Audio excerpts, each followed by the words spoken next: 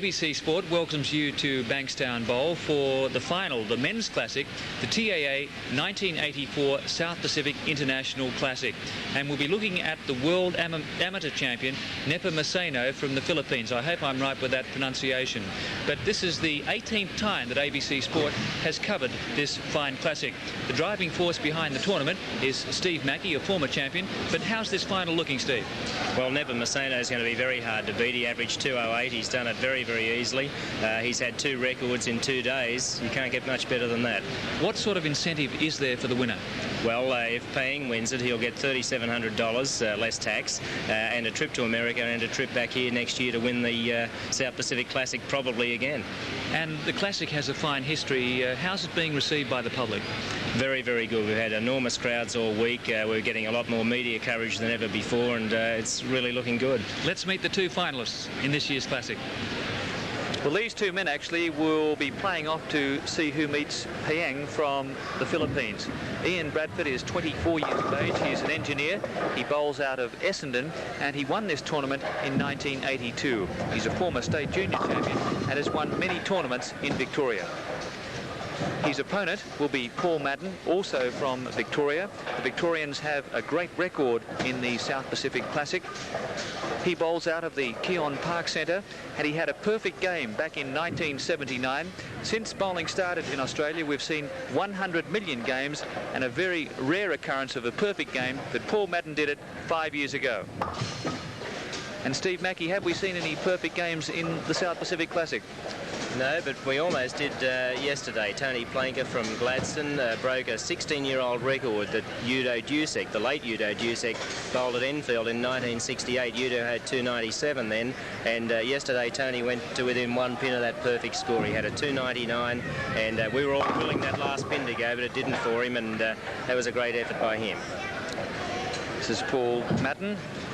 2 Victorians play off here to see who meets Payeng from the Philippines in the final of the 1984 Classic.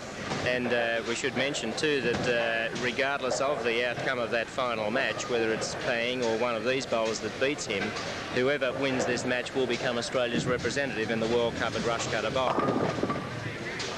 And Bradford's been there before. He played in Holland when Jeanette Baker won the tournament in 1982 there. He had a disastrous tournament. He had a very bad back, legacy of the long plane trip to Scheveningen, and he'll be hoping that it's him and Paul Madden. Well, it'll be Paul's biggest day in bowling if he can win this match. And we're ready to get underway now, with Paul Madden first up on the even-numbered lane. They'll play 2 games with total pinfall counting. And look at Bradford jumping up early. I don't know whether it's a nervous start or not, but usually the bowler on the even-numbered lane goes first, but Bradford jumping in there. Very determined bowler, and I'm very, very impressed with Ian's performance during this tournament. The right-handers have been doing it quite tough. He's averaged 199, and the gold angle of Paul Madden giving him an 8 count on the first shot.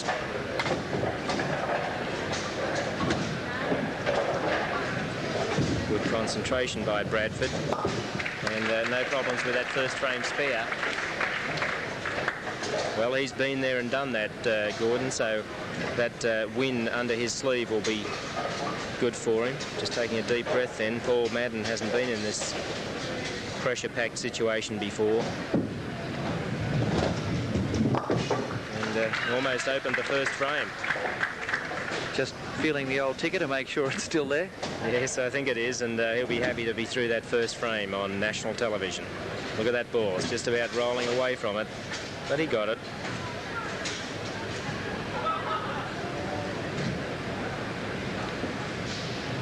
Ian Bradford from Essendon. Both of them rolling with the angle bowling ball, a black one and a gold one. And there's that ringing 10. Well, we've seen that all day long. Barbara Richmond lost because of it. Jeanette Baker and Cheryl Munson had ringing 10 pins. And now Ian Bradford's popped one, and that's a nice reply by Paul Madden, who takes a 1-pin lead with that strike in the second frame.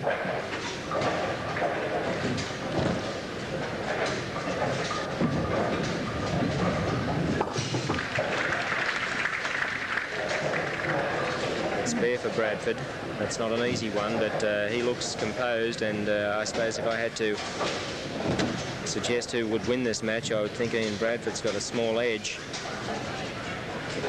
Some of the other place getters in the tournament, Tom Curry of Queensland finished 4th. He missed the TV final by 15 pins. And Tom's just become a bowling centre proprietor at Gympie in Queensland.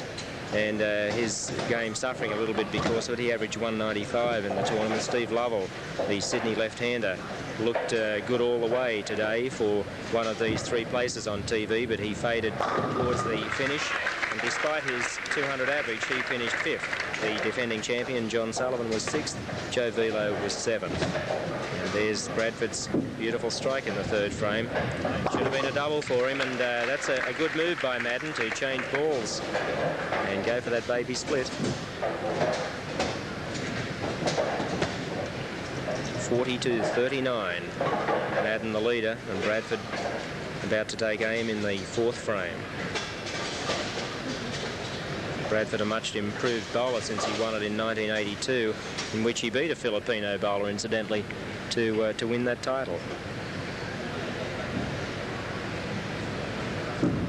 Can history repeat itself for Ian Bradford? Certainly, he's opened up beautifully. He's had a scrappy 9 count in the 1st frame, and there's his 2nd strike in 4 shots. Madden, an instinct bowler. Feels his way up to the foul line. Seems to have an approach that's a little bit not by the book, shall we say, but he certainly brings them down in Melbourne.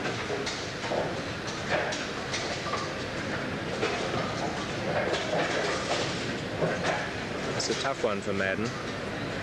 The 2 and the 5, he needs to plant the ball between the 2 of the pins. They're 12 pins apart. They don't look it. He's done it. The spare in the 4th frame. But Bradford, by virtue of 2 spares and 2 strikes, will be the leader by perhaps 11 pins.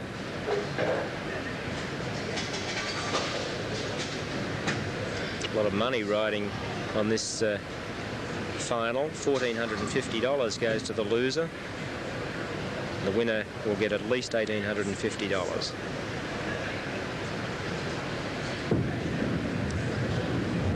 And it's 3. You don't get 3 better strikes than that. 11 pins ahead for Ian Bradford. Turning just perfectly at the end.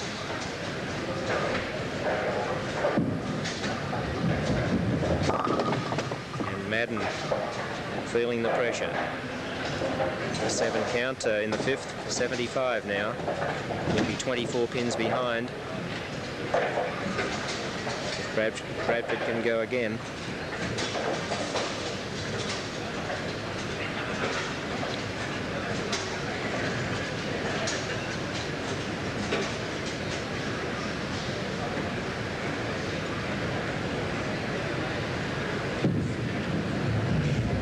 Well, he's missed that.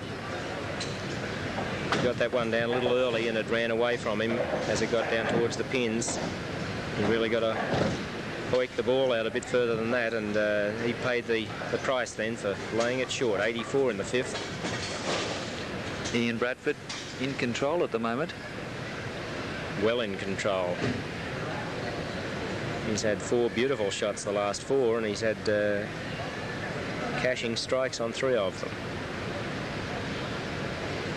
And he's keeping his head down on the target area. He's gone again. He's making it look very easy. That ball turning just perfectly for him. 4th strike in a row. Yes, and it looks a pretty new ball too. It hasn't got much of a track on it yet, as opposed to Paul's that looks like it's been bowled for about 5 years. Yes, both of them bowling with urethane-covered bowling balls, some of the new technology that's producing marvellous equipment in America, reaching its way over here, and the urethane bowling ball seems to be taking over in this country. Most of the tournament winners bowl with one of the various brands that are out now. This one picks up the dirt very easily, the gold one.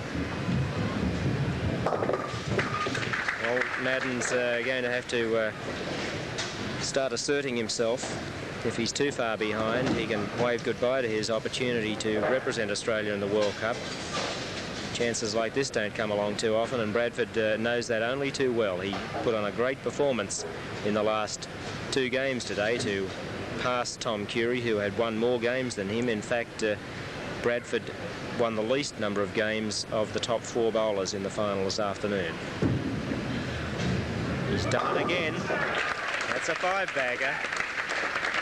Doing it very nicely. 45 pins ahead now in the 5th frame. And a great turning ball there, lifting the 6-pin out of the gutter to take the 10 as the last pin to go. Madden is all over the place. Apart from that 2nd frame strike by Madden, he hasn't looked terribly impressive. Although his 198.6 average was 5th highest in the event. He won 9.5 games out of 15.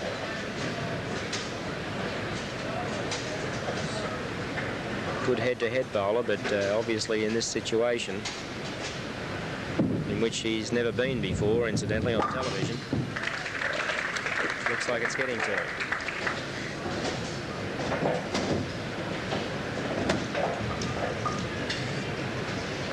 .102 in the 6th frame.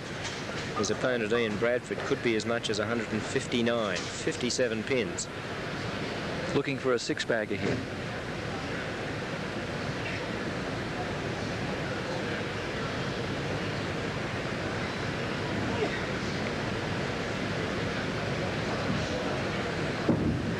Has he got it? Yes, he has. What an exhibition of bowling we're seeing here by Ian Bradford, the 1980 strikes now. 159, 57 pins ahead.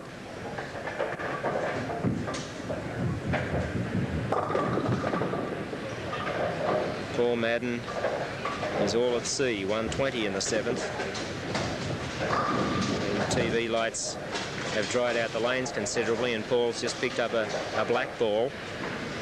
Obviously a lot softer, a lot harder, I should say. And see if he can slide the ball a little further. That gold one seems to be turning a bit too much under these hot television lights and the pressure of the situation. But he's sparing quite well. He's only had the 1 open frame. And a good release then, although he's still possibly laying it down just a little short. Ian Bradford now looking for his 7th strike in succession. Closing his eyes, offering a little prayer there to try and strike again.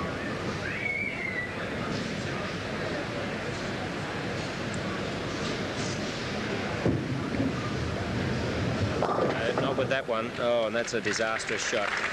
Only 5, but 64 pins ahead now in the 7th frame. Backswing a little bit behind his back as he let it go. It was a good follow through and so on, but I think he was possibly a little bit off target. And only 5 pins over. Well, I thought Madden would have stayed with the black one there, but he went back to the other ball.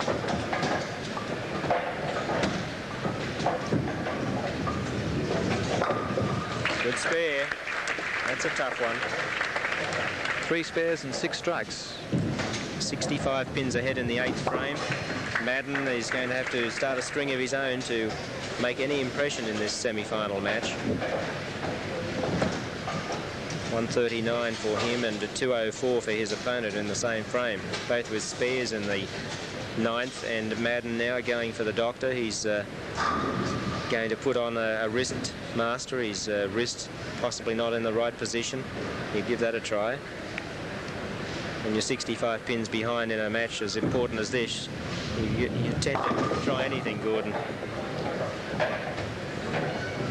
We've seen a great game here by Ian Bradford. Looks like shooting a 240 odd. Paul Madden's back with the old yellow submarine ball. Yes, but he's got that wristmaster on now. Let's see if it makes a difference to the roll of the ball as it goes down towards the pins. It certainly looks like it. It did. Well, where's that been? Should have dug that out a few frames ago. And watch the difference in the ball. Turning beautifully just at the right time now. Maybe that's the boost that Paul Madden needs. The best he can do is 189. The best Bradford can do with a strike on this next shot will be 243. So he'll close the gap a bit if he can get a strike now. That gadget on his wrist will keep it in a different position. Let's see if he gets a double. No, he didn't. He broke them up.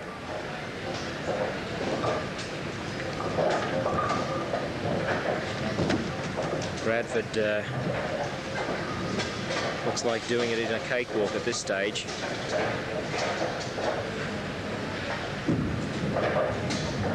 Oh, beautiful ball and a great game. One of the best we've seen in the South Pacific Classic.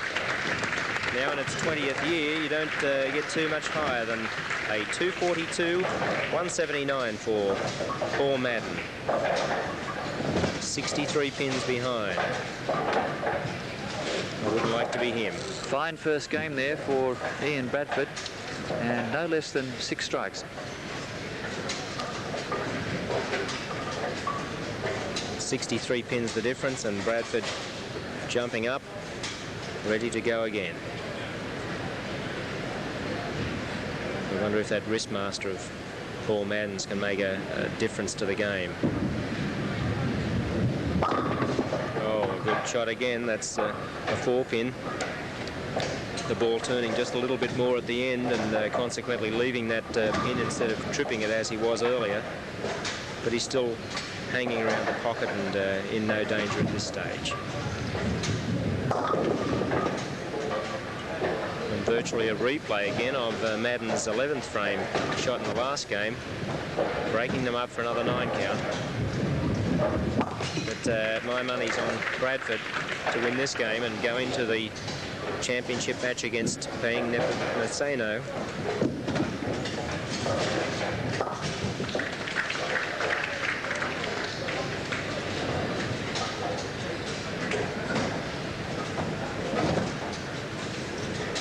Even though the lanes were oiled today and the TV lights have dried them out, there's still quite a lot of oil coming into the ball there, and he likes to clear it all out before he takes aim.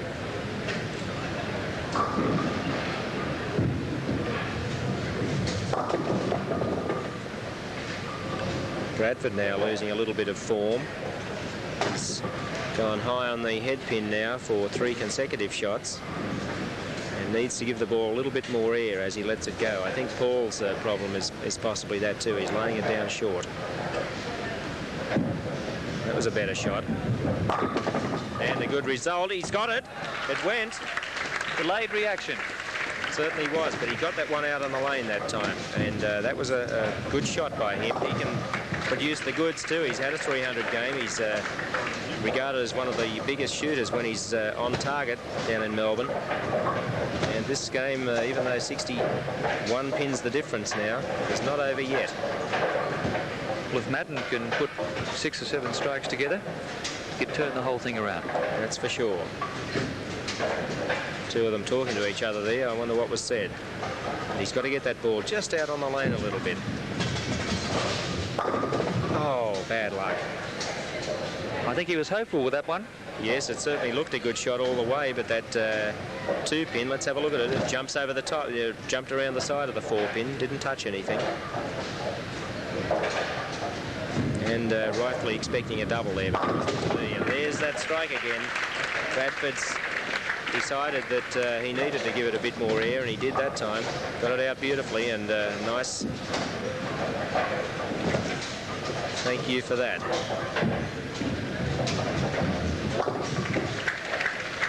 Bradford now still 61 pins ahead. He's lost 2 pins of his 63-pin lead after 2 frames, 38 to 40 by Madden, but not a big impression yet, and Madden could have done with that double a minute ago.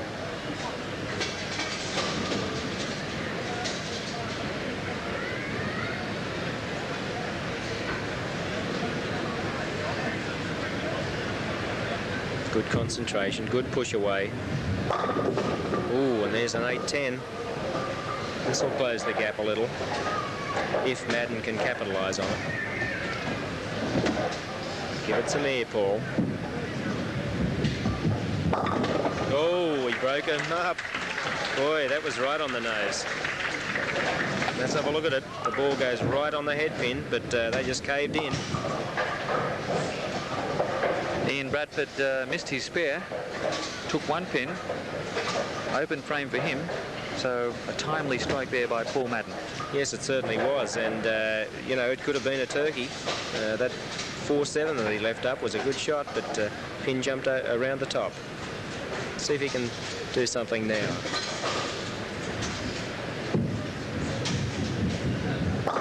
That's a better ball. Could have been a 4-bagger, but he's got a double and caught up a lot there.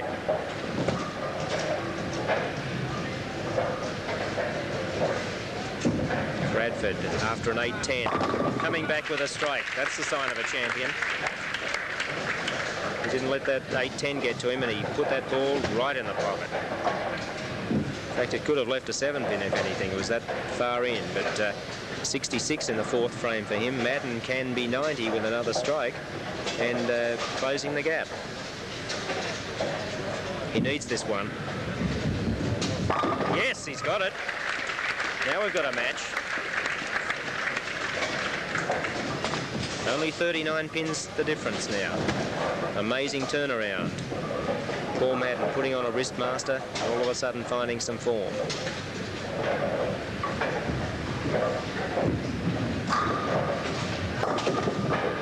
And Madden must have done some praying as well as getting those strikes, because his opponent doing a couple of silly things all of a sudden.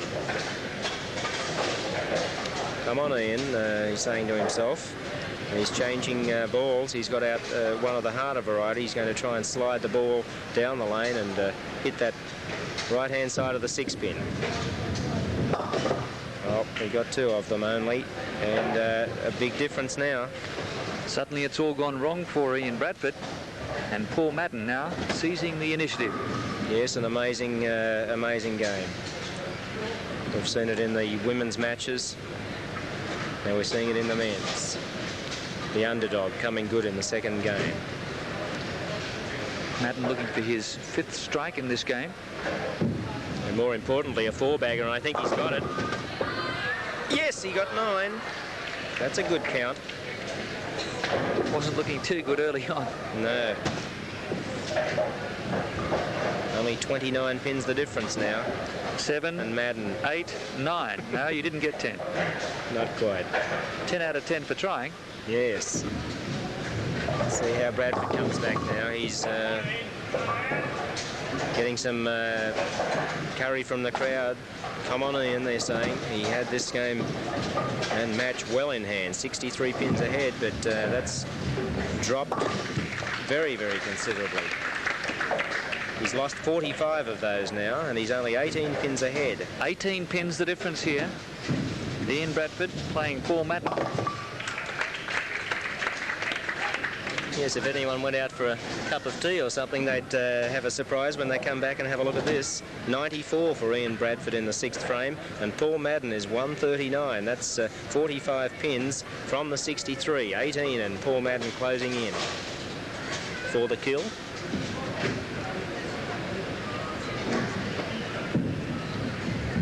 Not with that. What's he going to get? Only 8. Yes, if the machine had knocked that pin down then, as it was falling, it would have had to be restood, but it didn't go. Bradford has to steady here and consolidate. And he certainly did with that. Deep in the pocket. And he's opened up that lead now to 20 with that strike, following a spare. 20 pins ahead now, going into the 9th frame. Madden's got to get the spare. No problems. He certainly turned this one into a match with that 3 strikes in a row and a couple of errors by the leader. So Madden can still win it, but this man, Bradford, from Essendon, the 24-year-old engineer, still in the lead. Taking a bit of time up there. Got it out nicely, though. Ooh, just broke it up. Boy, if he'd opened that one, he would have been in big strife in the 10th frame. This lane 30 turned sour for him. He left a couple of 4-pins in the 10th frame of the last game on lane 30 and hasn't looked good on it since. Madden now on lane 29, right in the hole. Good strike in the 9th frame, and he can go all the way now and cause a major upset. What a comeback that'd be. Still 20 pins the difference. But Madden with the strike working in the 9th. It's up to him. He's the one that's got to win it now. All Bradford can do is lose. There's Bradford 134 to Madden's 177. That's a 43-pin difference. It was 63 after the first game. And Madden can collect 60 pins in these next 2 shots if this can be a turkey. Needs a strike on this one. Too much 1 pin. Well, it's not over yet, all but he would have liked one there. Bradford needs a strike here. This would give him the cushion. It's got to be there, yes. What a shot. And Ian Bradford can't lose now, and a very happy man. There's a beautiful strike under pressure. But a gallant performance here from Paul Madden. Yes, it certainly was. It was a great comeback. He was gone for all money and came back to shoot a game in the 210s. He must be ruining that first game, Steve. Yes, that was a poor effort. He had nothing going for him for about 6 or 7 frames there. He lost all confidence and concentration. Then he went to the bag, pulled out that wrist guard and came to light after that. Certainly a reversal of form. But there's the Australian World Cup representative for the 2nd time, Ian Bradford. Regardless of his outcome with the match against Peng Nepomuceno, he's going to be Australia's representative at Rushcutter in October. So Paul Madden there goes down to Ian Bradford in this semi-final. Madden finishing on 213. And a 2-game total of 392, and Bradford's 10th frame there looking quite nice with 2 strikes. He can shoot 184 if he gets one on this. It's another one. Great finish. 426 to Ian Bradford, the Australian representative in the World Cup at Rushcutter, regardless of his match against Peng Nepomuceno, who is now entering the fray. And could Peng become the first overseas bowler in 20 years of the South Pacific Classic to win against the